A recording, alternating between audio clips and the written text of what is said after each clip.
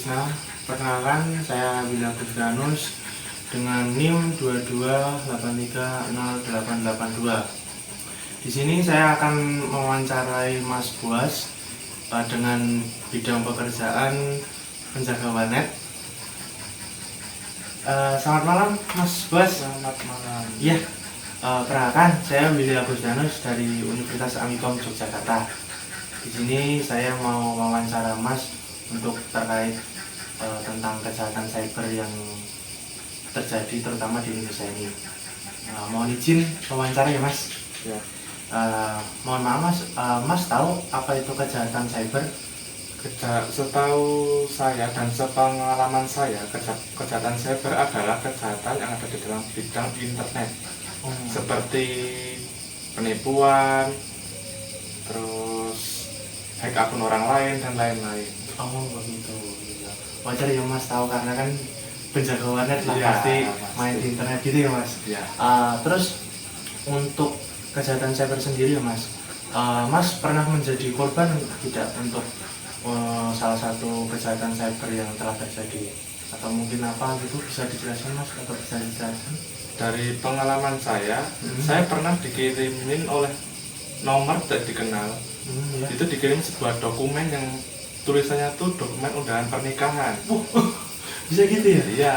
Ya, Terus ya. setelah itu saya buka, ternyata isinya tuh bukan undangan pernikahan, malah isinya itu tentang nggak tahu tulisan-tulisan banyak, terus isinya tentang phishing, tentang apa nggak tahu lah, tentang jadi kayak internet dibuka gitu tulisannya kayak acak-acakan gitu. Iya, ya? acak-acakan. Nggak jelas Terus, apa bacaan gitu ya. Mas? Terus tiba-tiba HP-nya jadi nge-lag, terus jadi WA nggak bisa dibuka dan lain-lain lah.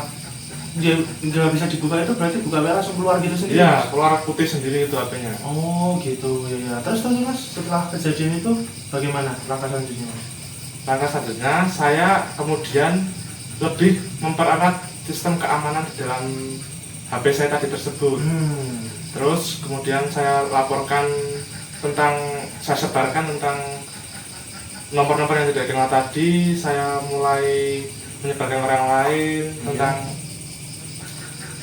bila dikirimnya sebuah dokumen itu bukan sebuah dokumen pernikahan, tetapi sebuah phishing yang dapat merugikan orang lain juga. Oh begitu. Ya. Dan katanya juga Mas langsung melaporkan itu juga ke pihak Ya, wajib saya ya? langsung melaporkan ke polisian. Oh begitu.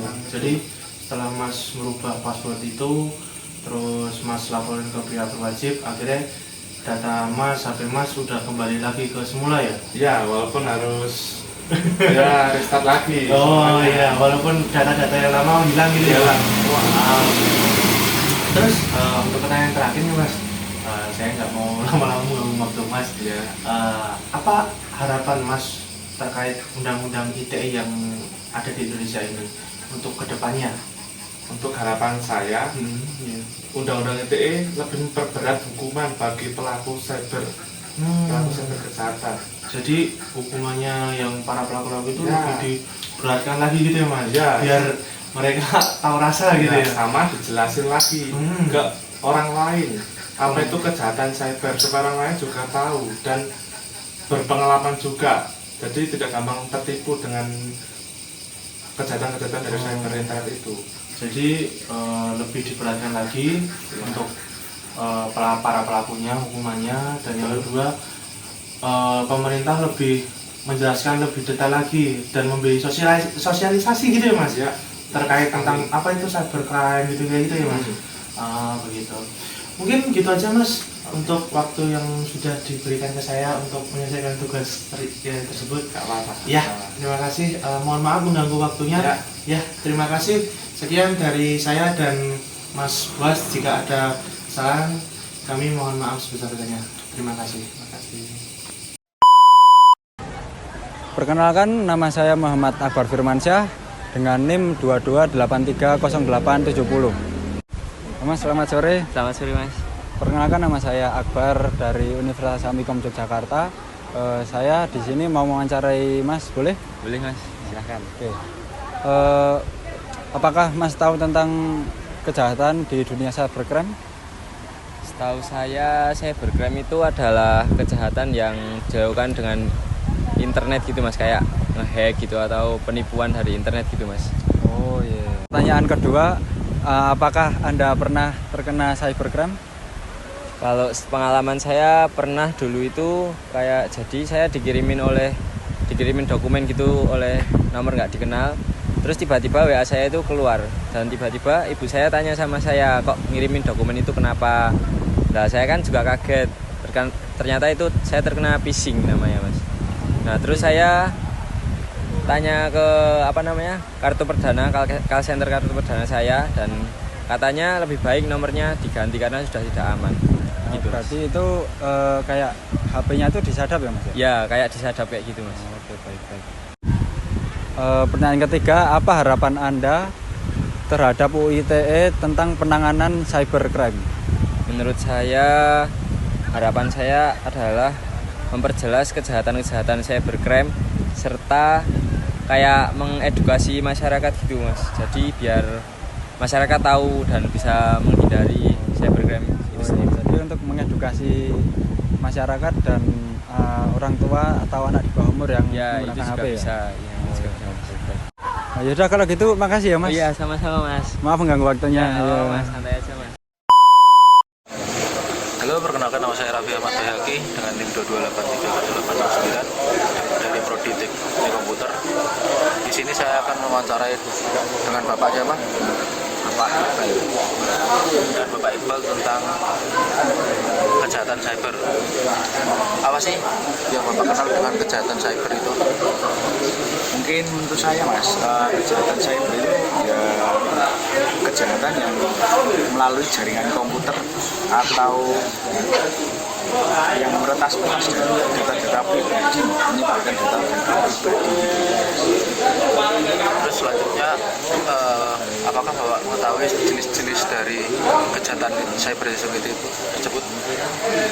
Mungkin kalau jenis-jenisnya ada penipuan, terus ada penyebaran data pribadi, terus ke konten-konten pribadi yang harusnya itu privasi seseorang. Selanjutnya, bagaimana cara Bapak untuk menghindari kejahatan cyber tersebut? Mungkin bisa mengatasinya dengan cara 2 langkah verifikasi. Seperti kan biasanya ada di WA itu ada pola juga, ya, ada pola atau kode gitu. Jadi biar nggak ketembus lah. Terus ada password yang kuat juga, itu juga bisa mengatasi, meskipun tetap bisa diretas harusnya kalau cuma password saja. Jika posisi Bapak ada yang meretas atau mengalami kejahatan cyber, Bapak akan melaporkan ke pihak apa? Mungkin yang pada umumnya ya untuk pelaporan ke Polri atau polisi-polisi lah, seharusnya seperti itu. Oke Pak, makasih. Sebelumnya mohon maaf Pak. Sekian dari saya, kurang maaf. Assalamualaikum warahmatullahi wabarakatuh. Perkenalkan, nama saya Cahyo Opriansyah Ceturaji dengan NIM 2283085. Di sini saya akan mewawancarai satpam kosan saya dengan Bapak Adnan. Oke. Pak, di sini saya mau menanyakan tentang kejahatan cyber nih, Pak. Kalau menurut Bapak apa sih itu kejahatan cyber, Pak? Yaitu tindakan kriminal yang dilakukan melalui jaringan komputer dan internet. Oh, oke. Kalau jenis-jenisnya tahu nggak Pak? Jenis kayak jenisnya kejahatan cyber itu apa itu, Pak? Seperti pencurian data pribadi, Ya. terus dan penipuan online Oke. yang baru viral. Ya. Yang ketiga nih Pak, untuk kejahatan cyber itu biar tidak terjadi di apain sih Pak? Kayak di apakan gitu? Gunakan password yang aman Ya. dan juga jaga kerahasiaannya. Oke. Nah yang terakhir nih Pak, untuk undang-undang ITE-nya gimana Pak menurut Bapak? Untuk meningkatkan edukasi Ya, dan literasi masyarakat ya, tentang kejahatan cyber. Oke. Gitu aja. Ya. Sekian dari kami. Assalamualaikum warahmatullahi wabarakatuh. Oke, perkenalkan nama saya Raffi Ahmad Bayaki dengan NIM 220869 dari Prodi Teknik Komputer. Di sini saya akan mewawancarai dengan Mas Dikma. Dengan Mas Dikma tentang terkait kejahatan cyber. Menurut Mas Dikma sendiri, apa itu kejahatan cyber security? Mungkin kejahatan cyber security itu adalah tindakan kriminal yang dilakukan melalui jaringan internet atau komputer. Menurut Mas Dikma, jenis-jenis kejahatan cyber itu apa saja sih Mas? Jenis-jenis kejahatan cyber itu mungkin pencurian data pribadi, peretasan, atau pencemaran nama baik. Oke. Terus bagaimana cara menghindari kejahatan cyber tersebut? Menghindari kejahatan cyber menggunakan sandi yang kuat, menggunakan 2 kode verifikasi, mungkin itu. Oke. Terus jika Mas Dikma mengalami kejahatan cyber security, Mas Dikma harus melapor kemana? Mungkin yang pasti saya akan melapor ke kepolisian terdekat. Mungkin segitu saja Mas Dikma, makasih atas wawancara tersebut. Kurang lebihnya mohon maaf. Wabillahi taufiq wal hidayah. Wassalamualaikum warahmatullahi wabarakatuh.